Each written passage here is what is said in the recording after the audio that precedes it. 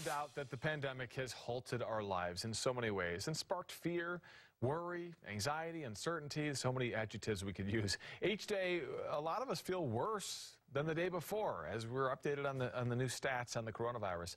But we got to take some positives away from this. We've got to look at this and make lemonade out of lemons, right?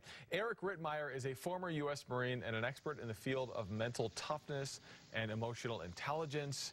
You've written books about it. He joins us live via Skype to talk about some of the lessons we've learned from this shutdown. I mean, are we gonna come out of this stronger as an America than we were before this virus? You know, I have two different hypotheses on this, Kirk. And, you know, hypothesis number one is that we have people that entered into this and they were kind of teetering on being socially distanced, being, isolated from other people. This could exacerbate that. People who were maybe teetering and were okay, but just getting by, that might be the push them over the edge. My other hypothesis is a positive one, and it's that it's going to increase our level of awareness to the point where we're going to start to appreciate again the relationships we have and the people that we love and care about, and hopefully help out with some of these strained relationships to understand what's important in life. Well, mental toughness is an interesting thing. I mean, you guys as Marines, you deal with so much and you learn how to be mentally tough through it. I mean, what advice can you give for people who are at home and are really having a hard time being mentally tough? It's trying to not put mental energy towards the things that we have no control over.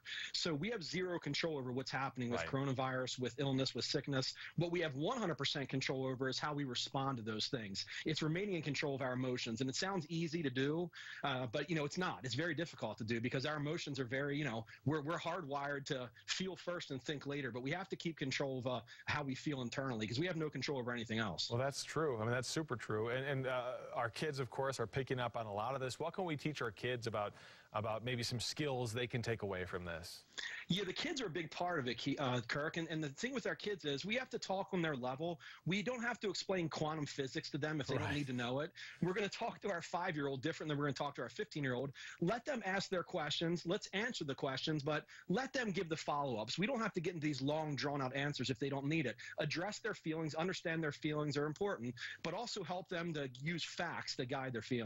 Is this an opportunity maybe for some of us to hit the reset button on some things in life? I mean, we really have time to work on things and spend some time thinking about things. 100%. I go back to the Mr. Rogers movie. I don't know if you've seen that, A Beautiful Day in the Neighborhood. I haven't. It is it's an absolutely amazing movie. It just brings everything back to ground level. What's important? What's important are our relationships, the people we love, the people we care about. Let's rely on them and allow them to rely on us. It's good for everybody to hit the reset button. Interesting. All right, so your book is called Emotional Marine. Is that a book that'll help people, do you think, during this time?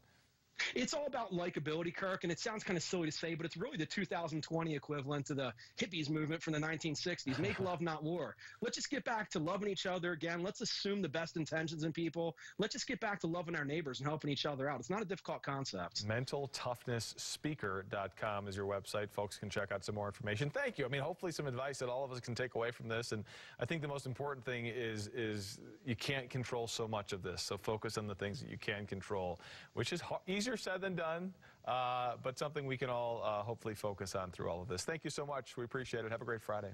Thanks for having me, Kirk. 11:42 right now. Still ahead here on the Fox 31 News at 11.